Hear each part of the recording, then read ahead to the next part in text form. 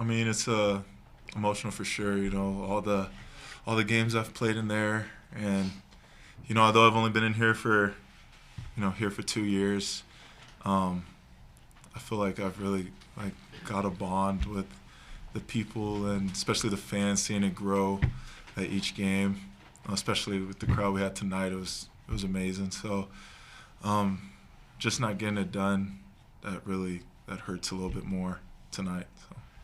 Marco, you've had a little bit of an unorthodox college career between the UMBC game and the national title, and you went to the NCAA tournament with Utah State. It's been a long road, but what stands out to you about what your career has been? Just the journey in total. I mean, overall, kind of like what you pointed out. My first year, we lose. First team to lose to a 16th seed. Second year, national championship. Third year, I transferred. Then making the tournament with Utah State in the midst of all the COVID stuff that was happening.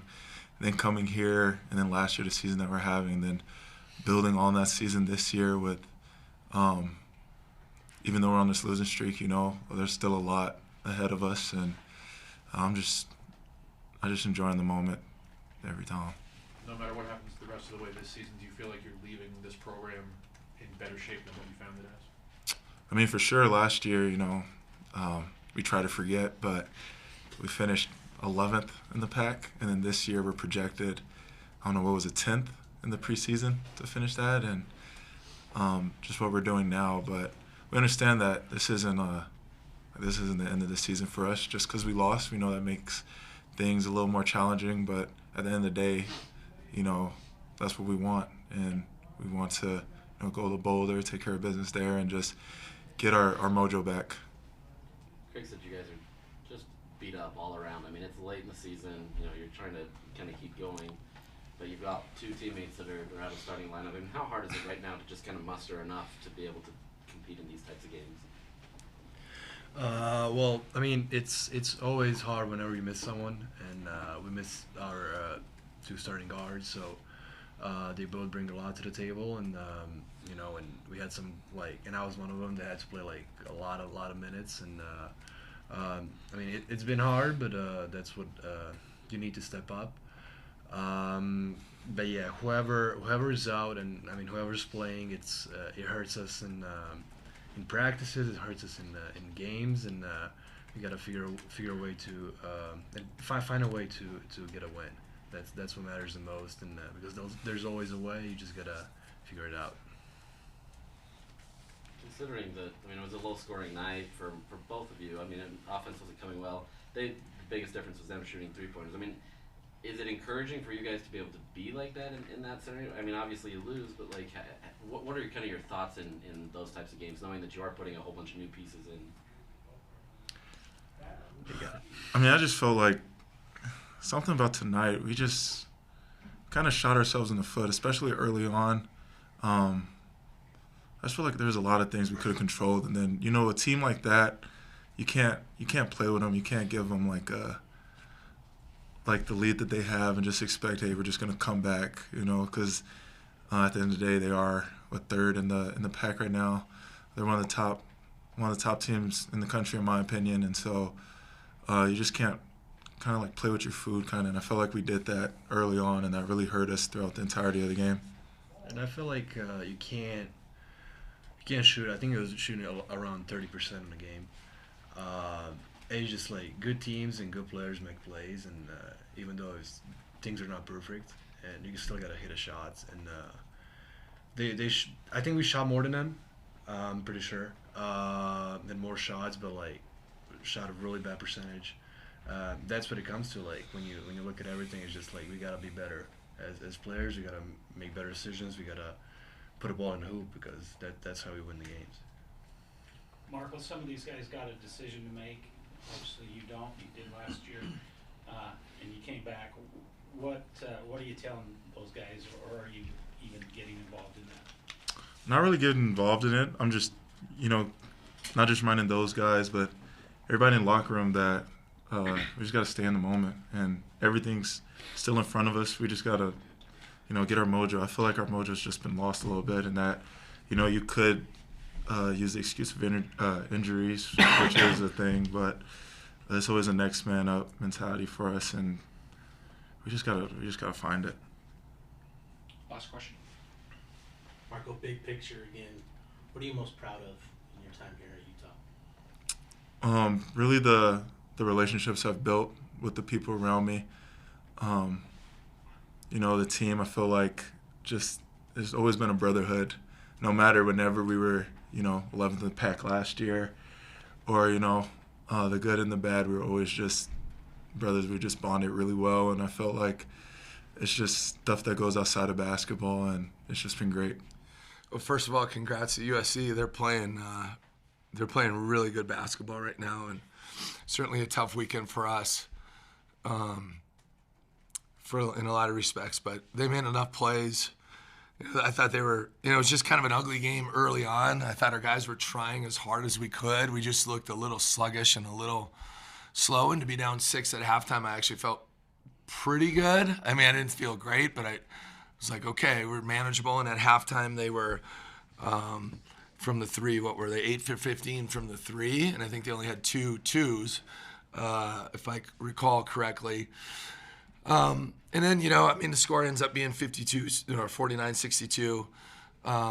We had some opportunities there late, but just couldn't get it done. It's going to be a struggle when you shoot, 31.7%, 32% for the game. You go 5 for 22 from the three. That really, really hurts. And then obviously the free throw line going 4 for 11. And you got to be able to make those to just kind of sustain some runs. And then Peterson and Boogie Ellis are playing at a really high level. And, Peterson's just a tough matchup. He's given us fits here the last 2 years in every way. Last year was shooting it. I think he made 5 threes, 3 of them, well beyond the NBA three. And tonight, he has 14 points on 13 shots. He turns it over 4 times, but he has 8 assists. And it's just a matchup. He's so good in the post.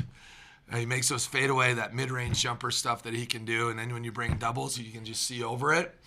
And a couple times they're effective, but he just slings it over the top, and they get some wide open threes on the weak side from some guys. So, offensively, and I'm really proud of Brandon. I mean, Brandon didn't have his best offensive weekend shooting the ball, but he gets 5 offensive rebounds tonight. He goes 4 for 17. He's a marked man every night out. We're still only -4 when he's in the game, but Marco's just, I thought, had a really good weekend in terms of just the tough plays that he's made and the guys he's got to guard. And those 2 guys are really beat up right now. I mean, there's a lot that's on those 2 guys, specifically their plate. And so, but the 2 combined, we go 8 for 30, and then you add Will in there, 8 for 36. It's going to be a long night, on the offensive end that way. But, I'm really proud of our seniors. Why am I emotional? I'm just,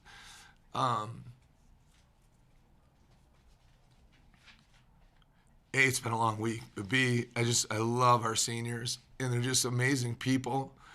They give everything they've got.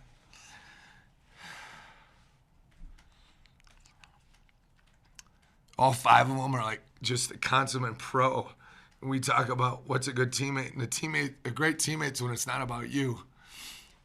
All 5 of those guys are like that.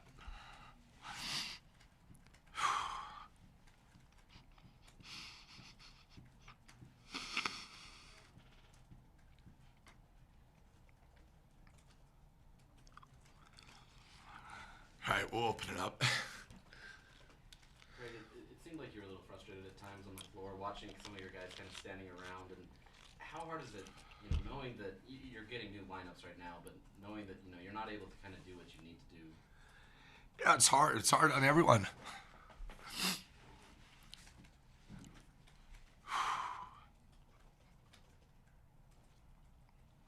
Craig, the offense was a little lacking, but were you okay with the defense? I thought your defense, given the matchups, was pretty solid. Yeah, I mean, at the end of the day, they scored a point of possession. Usually, we want to keep it under that, but it gave us a chance. You know what I mean? They are an explosive team. They can put points up in a hurry.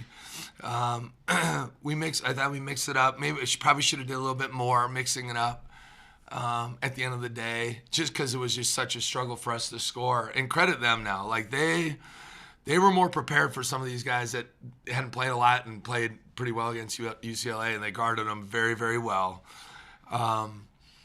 And so it gave us a chance. But we've had a lot of, Mike made a 3 off of a really good pass in the right corner, and then we come down and we overhelp on a same side 3, meaning they're dribbling it on that possession. It was on the left side of the floor, and they're dribbling it, and they weren't a threat to score, and we help in for no reason. There's no reason to help there, and we help in, and they kick it out, and they bang a 3 right back. And those are just, you could hear the fans, ugh. And we were all doing, ugh. And those are just backbreakers for you. And you just, we made a lot of defensive mistakes the other night. And I think I said this in this room. I was so proud of our effort and our competitive spirit and our moxie and all that. But, guys, I'm just telling you, we basically hand-wrapped in a bow tie and gifted UCLA 30 of their points, at a minimum. And so it gets a little bit overlooked because, we did do some things on offense, but we were a train wreck in a lot of respects the other night. But we were able to fight back and give ourselves a chance. And so we're playing some inexperienced and some young guys that just haven't been through those battles. And so there's some growing pains that we're going through. And that's where, I know I'm done being emotional. And so it's hard on everybody. Jackson, we went in, senior night, 4th-year guy, and I thought Jackson gave us a little bit of a spark. Obviously, he made the 3, but one thing about Jackson's just going to go, and he's an elite cutter. He really knows how to move without the ball, and he ain't gonna leave anything behind, right? And I thought he helped us and gave us a little bit of a spark that way, and so. But, there's a little bit of this and a little bit of that. And so we put this guy in because we need more offense. And then we get hurt with some defense. And then you put this guy in because we get more of a defensive guy, but then we get a little bit more hurt on the offensive end. So it's where we're at. We got to grind through it, because at the end of the day, we don't know if Wooster and Madsen are coming back. We just don't know. So I told our guys, because it's a pretty, the guys are hurting right now. It's just a great group of people, man. They give it, they care, and they want to represent us so bad. And you go through kind of the season where we had, and now you get this stretch with the things that we're dealing with. They've stayed super connected, but it's tough. It's tough. What these guys go through with their summer stuff, and nobody's feeling sorry for them. They love to do it, but you got to be incredibly dedicated to do it. And the good news is, like I told our guys, listen, we'll see what we do this week. We might have to hold out a couple guys to practice just to get their legs back, because I think it's pretty obvious to see with a couple of those guys that they're just shredded physically. And let's get some momentum here going to Colorado. Colorado's a hard place to win at, right? I mean, they always have a great crowd. It's their senior night, I'm assuming. And then just try to find a way to get some mojo here going into the conference tournament. We just saw it a couple years ago with Oregon State, what they were able to do when they were one free throw away from losing that first round game. So things aren't over until it's over. So I'm not trying to, it's just senior night. It's a special night. To me, it's an incredibly special night. And it's always very emotional for me because I just know how much, with this group of those 5 guys, I know how hard they work at it and how much they care. And so I feel for them and what they're going through. I'm good now, guys. I'm good. We can keep going. Any other questions for Coach? You guys, kind of similar to the last game, you guys cut it to one possession, and you kind of talked about this, but, make a lapse on the other end, and all of a sudden it's back up to 7 or 8. What do you kind of feel like goes into not being able to get over the hump in some of these close games? Are you trying to come back? Yeah, well, first of all, we got some really inexperienced guys out there, and generally speaking, that on the defensive end, I mean, I'm not trying to, but it's just they haven't always experienced it, and we've really tried to simplify everything, and I mean everything, right? With our game planning, on the offensive end. I mean, there was a few times out there tonight we just don't, we just got to be able to know what we're trying to execute. So I just think it's more of that. And then, I'm not making an excuse, but use a guy like Madsen who had 28 or whatever again. I mean, that dude's a big-time weapon. Steph has struggled shooting here this week, right? So we just, we just got to be more sound in everything that way. And but you're right, we cut that thing down and gave ourselves an opportunity. We just couldn't quite get over the hump. And that's the story of the weekend. How do you approach this next week, knowing that you're going to probably hold out some guys, but knowing you still kind of start from ground zero in a lot of ways? Yeah, I mean, I think we'll have an open mind and see what happens. Obviously, with Wooster and Madsen, but in my eyes, I got to consider them not being ready to go. That's just where my mindset is at. And we got to find, we really simplified this week, and we still made a lot of mistakes. So we just got on the defensive end, especially. But we got to be able to tighten up, those sorts of things. We got to get a couple of these guys rested. And get their legs back, because they're hashed. I mean, it's so obvious, and it's find a way to keep getting better and tighten things up, right? And then the same thing with the playbook and what we're trying to accomplish there, because certainly we were choppy, but a lot of that's them. They're the 5th tallest team in the country. They have very athletic and they're very long. And it's really hard to score through. I think they had 5 block shots in the first half, right? And so that's a big area we have to get better at. And we haven't been great all year with this. We come flying in there on the offensive boards, or we drive it in there and we collapse 3 and 4 guys.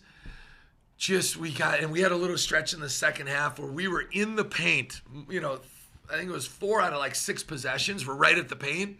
And we go up with it, and they got 3 guys coming to the ball, and they're blocking it, and we're double clutching, and we're shooting hope shots instead of playing off at 2 feet, spraying it out, right? Using all their aggression and their length against them to find the shooters that are wide open, right? And sprinting to space. And then the hard part tonight, when we did find those guys, it didn't feel like we capitalized, going 5 for 22 from the 3. So it's a little bit of everything that way. And I learned a long time ago, in coaching, and I think you apply it to life, when you feel like you have 10 problems going on, you got to cut your problems in half. Right? If you have 5 real major problems, cut them in half. Let's just figure out a way to manage 3 of them, right? Versus all 5. Or if you have 10, let's find a way to manage 5, and then go from there. So we're gonna have to really look hard at both games. Obviously, I watched UCLA, twice now, and just see what we can do to help put guys in a better position to have sustained success.